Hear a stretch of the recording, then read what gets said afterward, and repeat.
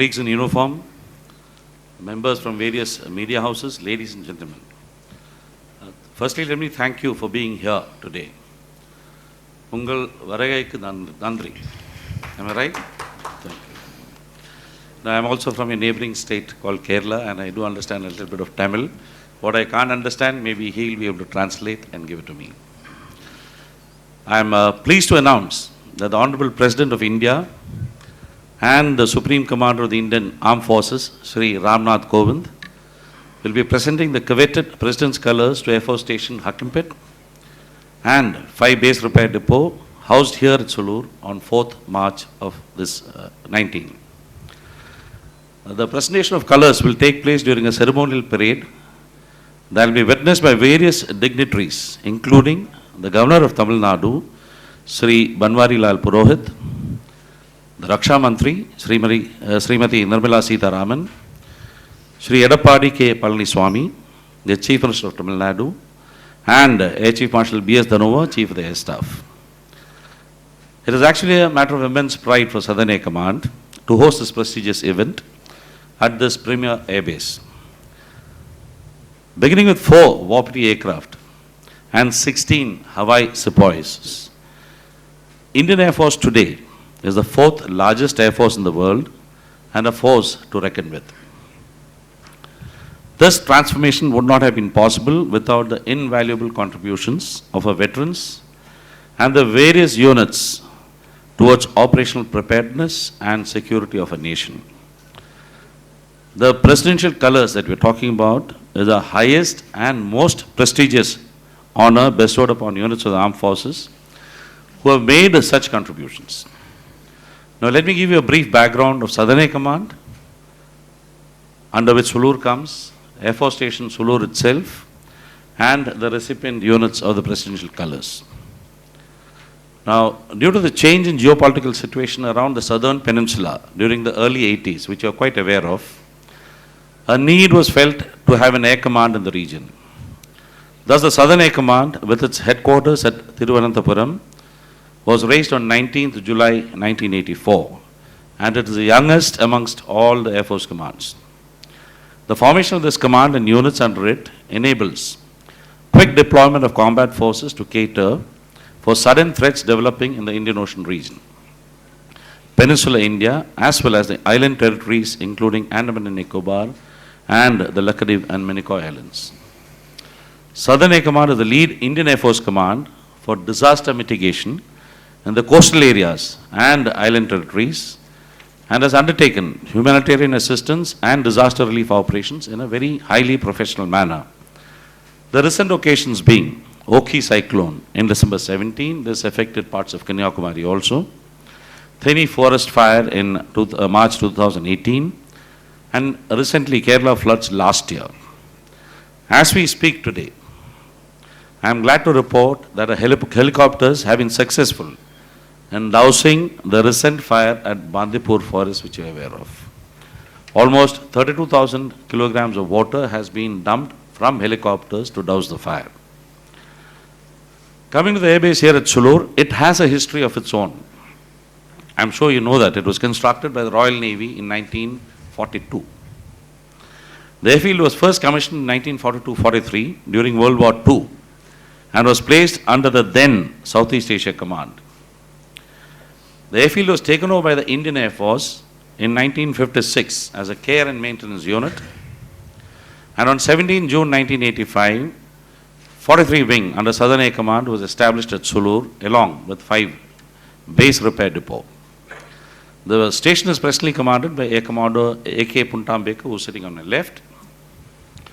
The wing is host to 33 Squadron operating the AN-32 aircraft, which, along with its other routine operational tasks, undertakes the air maintenance sorties between the mainland and the Andaman and Nicobar group of islands. In fact, it is the mainstay of support for the ANN Islands. We also have 45 Squadron here, which is the first squadron of the indigenously developed light combat aircraft, the Tejas. This was inducted in July of last year. Though it was commissioned, IOC was commissioned in 2016, this came in on 1st of July 2018 into Sulur. We have the 151 helicopter unit, again operating an indigenously developed advanced light helicopter. It goes by the name of Sarang. I'm sure most of you are aware of it. It is actually one of the only 6 helicopter aerobatic teams in the world. You will witness both these units. That is the Tejas as well as the Sarangs in action, performing a splendid aerobatic show on the 4th of March. In addition, the base houses the 109 helicopter unit, equipped with the Mi-17 1V helicopters. Once again, it's one of the major workhorses behind the rescue and relief operations in the entire southern peninsula. We also have a radar unit, a radio maintenance unit, and a Garud flight here. You might have seen the Garuds in action during the recent floods in Kerala last year. Air Force Station Sulur is unique in that it is IAF's only air base to accommodate and operate fighters, transports, and helicopter aircraft together. I am proud to say that the station remains one of the most active bases of the Indian Air Force. The Honorable Raksha Mantri had last month announced the opening of the Tamil Nadu Defence Corridor, of which Coimbatore is an integral part.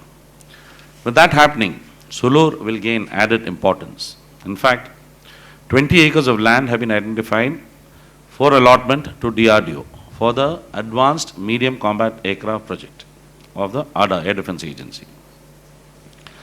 Now, as regards the units receiving the colours next week, Air Force Station Hakimpet was born as a conversion training unit way back in 1951 and is presently commanded by Air Commodore R.K. Oberoi, who is sitting on my right here immediately. It is one of the premier flying training units of the Indian Air Force.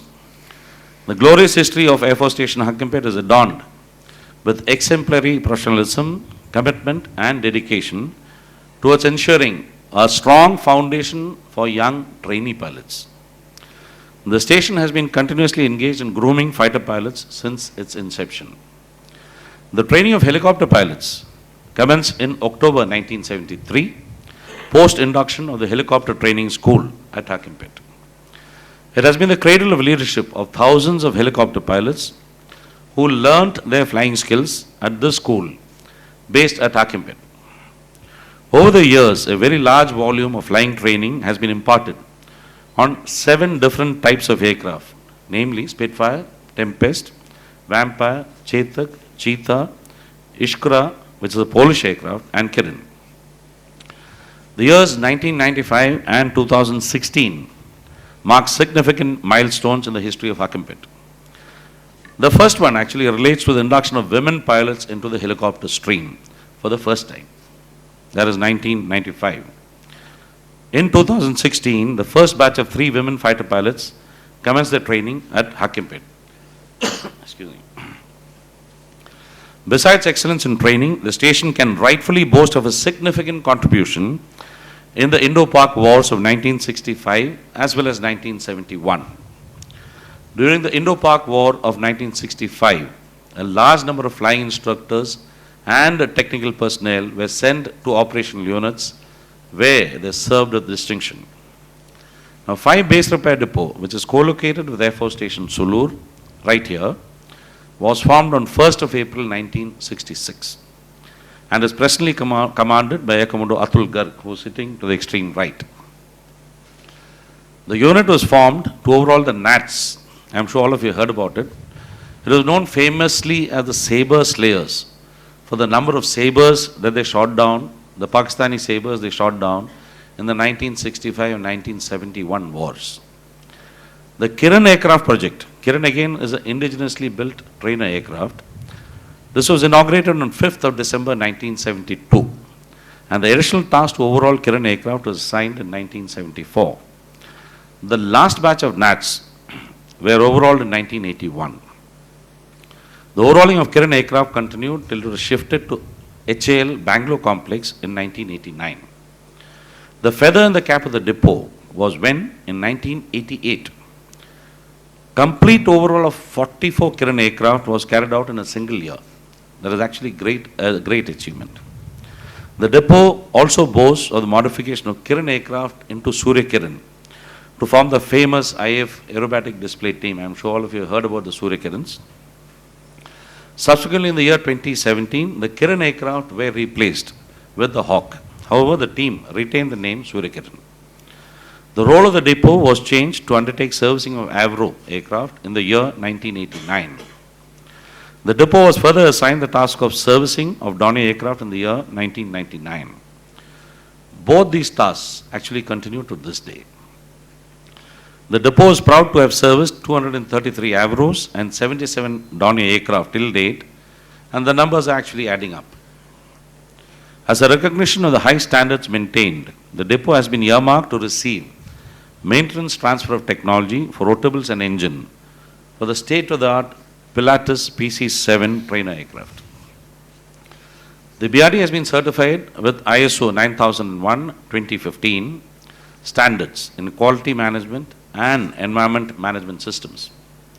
For sustained quest for excellence, the depot has recently been accorded Design House approval by the Center for Military Airworthiness and Certification, known as CEMILAC, a DRDO organization. The depot has also been designated the depot for all Western transport aircraft. On 4th March 19, a few days from now, the Honorable President of India shall hand over colors to these two units in an impressive parade and ceremony consisting of 583 air warriors on the parade.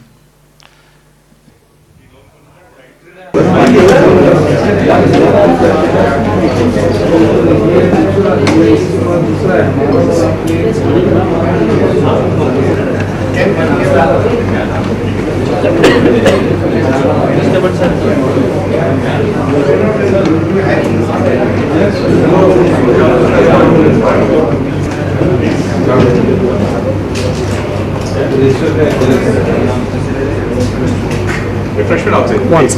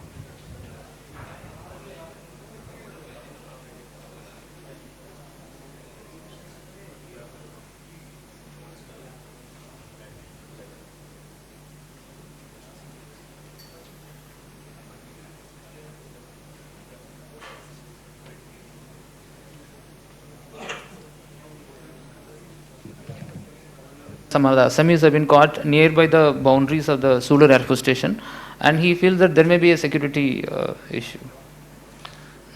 Not really. I don't think it has been a security issue to the station per se. You are right, but he'll elaborate on this. We are alert to developments that take place around our station, but nothing that is threatening our station. If should somebody attempt to threaten our station, we will finish that person off. You can be rest assured on that. Let me give you, after the Pathankot attack, okay, now everybody is a little worried. But then we had Uri also. So most of the stations, we have something called the Integrated Perimeter Security System that is going to come into place. I don't want to elaborate on what the system is all about, because then the other people know what it is all about. But by and large, most of the strategic assets of the Indian Air Force in terms of air bases, aircraft and things like that will be very, very well protected. I am not saying it's already in place, no. But it has been clear, the project has been cleared. It is just another 3 years or 4 years from now. Most of the bases will have. In fact, we have to switch over from manual protection to a combination of manual plus electronic surveillance, which is already on in Southern Air Command, most of the bases. Sulur has it, Tanjavur has it, Bangalore has it, that 58 SU in Chimney Hills, Sri Lanka, and we have it. So all these bases are actually now onto it. The threat is live, you're right. It's going to actually only increase in times to come probably. So we are alive to this subconventional threat, which is there. Sir, one last question.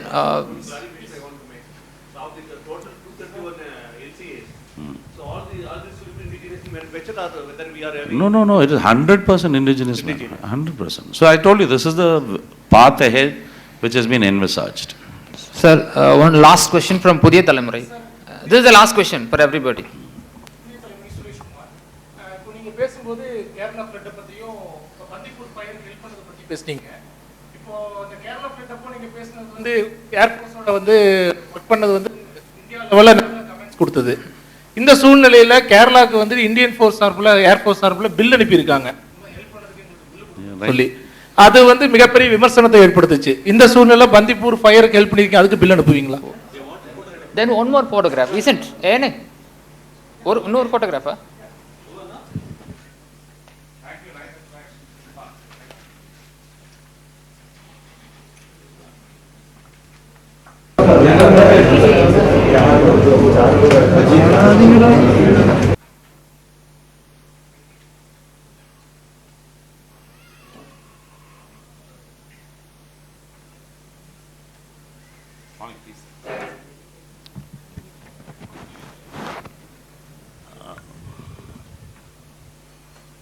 Good morning, everyone. On the occasion of media interaction in relation to the prestigious President's Colors presentation being awarded to Akimport Air Force Station and 5BRD Sulur, I kindly welcome Air Officer Commanding in Chief Southern Air Command, Air Marshal B. Suresh, Param Visis Seva Medal, Adi Visis Seva Medal, Vayu Sena Medal. I also welcome Air Officer Commanding Air Force Station Hakimpet, Air Commodore R.K. Uburai. I also welcome Air Officer Commanding 43 Wing Air Commodore A.K. Puntam Pekar. I also welcome Air Officer Commanding 5BRD Air Commodore Atul Gaur, which is Shiva Medal. I also welcome the officers of Southern Air Command, Air Force Station Hakimpet, 43 Wing and 5. Around 1,000 personnel, which will include serving and retired personnel and their families of these two stations, as well as various other civilian dignitaries, shall witness this impressive ceremony at Air Force Station Sulur. The Air Force Band will be performing before the commencement of the event. As a part of this momentous occasion, Akash Ganga is the name of the team. IAF's own daredevil paratroopers will be performing jumps from a height of approximately 10,000 feet and land precisely at predetermined spots in front of the audience. During the ceremony, there shall be a flight past by IAF aircraft consisting of fighters, transports and helicopters. The Sarang helicopter aerobatic team, as well as Tejas, the light combat aircraft, will be doing low-level aerobatics to enthrall the crowd. The Air Warrior drill team will also put up an impressive display. And after the parade, the press will get a chance to interact with decorated veterans like Air Marshal Sadashiv Rao Pingali, who is a V-Chakra from the 1971 Indo-Pak War. Two other decorated air veterans are also expected. They are Air Vice Marshal Aditya Vikram Petia, another V-Chakra, as well as Air Commodore Naseem Akhtar, who's got a Shaurya Chakra. Further, in the afternoon, we have planned a media interaction which shall be chaired by the Chief of Air Staff. I look forward to meeting the media once again on this occasion. Unglai and Edirparkaram. Now we are open to questions. Please restrict it to the event. And like he's already briefed probably earlier, so we are now open to any questions that you may have. Thank you. Yeah. In the next press, please. So Coimbatore is known for industries, micro industries. Since 5 base repair depot is established in Sulur, what is the contribution for the chance for the industries to come and work for? No, like you're absolutely right. Coimbatore is a hub of industry. You have famous industries over here. That is one of the reasons why the Honorable Raksha Mantri in Trichy last month had announced opening of the defense corridor, and Coimbatore is an integral part of this defense corridor, considering what it can contribute towards this effort. when you're talking about aviation industry, you need to have an ecosystem around the aviation industry. So 5BRD actually will be responsible. In fact, they're already looking after a lot of things like instrumentation and calibration, etc. They'll be able to contribute tremendously on this count. To give you a little more detail, I'll request Atul Gar to take it on. Okay, as Marshal has said, regularly we have got interaction with the industry. We conduct regular interaction in the form of conferences and seminars, wherein we have got very good and encouraging participation. And there we work out the mutual our requirements and what capability the local industry has to contribute. And as a result, over the years, we have been able to develop many indigenous items for fighter aircraft and transport aircraft, which are already in service and in use. You know, just to add it on, like most people don't know how much of indigenization has actually taken place. Base repair depot, when you say, these are all centers of excellence. He is looking after 2 aircraft at the moment. That is the PC-7 Pilatus and the Avro. What are they actually doing? They are doing a complete overhaul of the aircraft. Now, Avro, if you look at it, is a very, very old aircraft, you know, and we are still maintaining it. And they are flying nice and proper, no issue at all. So, you will understand that spares will be difficult to come by. The older an aircraft gets, they stop the manufacture of spares, etc. So, there's a need for indigenization. Not many people know that actually Indian Air Force is indigenized close to approximately 47,000 to 49,000 lines of spares for various different types of aircraft and platforms, etc. That is the number we are talking about. This has never come out in the public. But this is the kind of task they actually undertake. You know, right from small things like gasket seals to major things like, you know, starter motors and things like that. And that is where the strength of Coimbatore, now we are looking at the future, let us say. We are looking at LCA, which is an indigenous aircraft. Now all of you have heard, you know, right from the top, from the government of India, the Prime Minister, Raksha Mantri, Chief, everybody saying, we really cannot afford to keep depending on foreign suppliers. So Make in India, India is a very, very strong thrust as far as the government is concerned. Now you cannot just make in India. When you're saying make in India, you need to have the system in place. You need to have the skill sets in place, the industry in place. So that is where the strength of Coimbatore will come in. So whatever we are doing now, it is going to multiply tenfold, and I can assure you it will happen in the next 5 to 10 years. That is the kind of thing. Yeah. Can I take another question? Yeah. Sir, I am Kamaraj from Kaveri News. Sir, actually, Sulur Air Force has got 2 color presentations some 5 years ago. 2 squadrons have been awarded with the color presentation. So how is the squadrons have been improved themselves? What kind of improvisations have been given to those? I really haven't understood the question. Sorry. He says that, sir, with the colors being given, what kind of improvisation happened with that? What kind of developments have come up after that? Otherwise, how it has led to that? Yeah. You see, 2 AN-32 squadrons have got that last time. There is a 33 squadron, which is here itself, still based here, and 25 squadron, which is now in Chandigarh. If you look at it, it has the AN-32 aircraft. Now, AN-32 aircraft, again, is a little on the older side. I'm sure you're aware of it, that we have gone in for an upgrade of the aircraft. It's not the RE. So, the entire cockpit has become glass cockpit. Do we have the CO here? Yeah, CO is right here of 33 squadron. Okay, Group Captain Gautam is here. If you see, we're going to continue with this aircraft with the upgraded cockpit and avionics for some more time. The first aim is to replace the Avros, and then we look at also the replacement of the AN-32s. But AN-32 is the workhorse of the Indian Air Force as far as transports are concerned. So it is now your normal routine, these things, you know, functions, route transport role, etc. But like I told you, what are they doing? The entire Andaman and Nicobar, we have couriers from Sulur going to Tambram and further to Andaman and Nicobar Islands on a weekly basis, twice to 3 times. How many times? 3 times. A week. And if you see the distance from here to Port Blair and further they go to Karnik and back, it's quite a bit. Quite a bit. So this is the kind of actually improvements we undertake. Thank you, sir. Good question, because this is a very current topic as far as empowerment is something which the defense forces are looking into. We have a defense minister, not because she is a lady, but otherwise she's been continuously telling about affirmative action for women. It's not just, lip syncing or mouthing and getting away with it. Air Force, luckily, we inducted women in the early 90s. Initially in ground duty branch, thereafter in flying. Flying was initially restricted to transports and helicopters.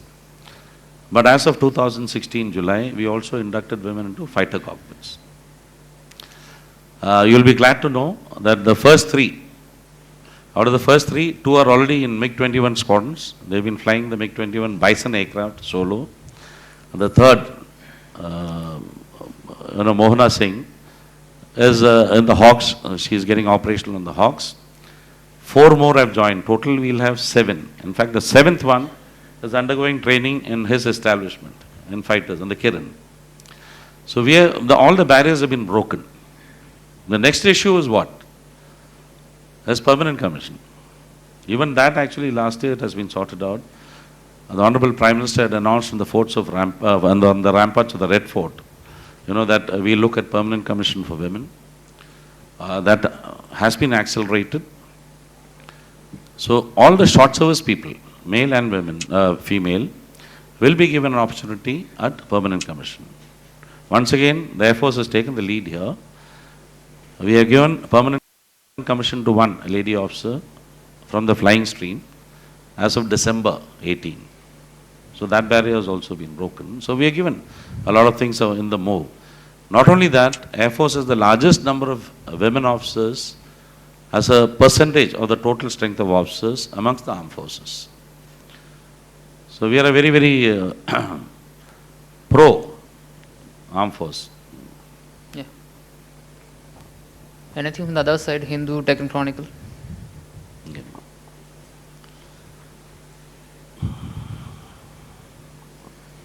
So you talked about what IAF has done at Bandipur. Can you elaborate more on that, sir? Yeah, it's actually, is he here, the CEO? Shivang? Not here. Shivang is not here. They have done 13 sorties, in fact, and flown, the Bambi bucket, what they carry. The Mi-17 V5s, have you seen it? The Bambi. Yes. Very good question. But thank you for asking. Actually, let me clarify, because, see, I was in a little bit of a trouble in Kerala. I am from Kerala and I am from Trivandrum, and I looked after the floods. You won't believe it, I was posted to Southern Air Command on the 1st of August. And the floods, actually the rains, heavy rain started on the 8th of August. In fact, we mobilized on the 8th. And let me tell you, the operations went off exceptionally well.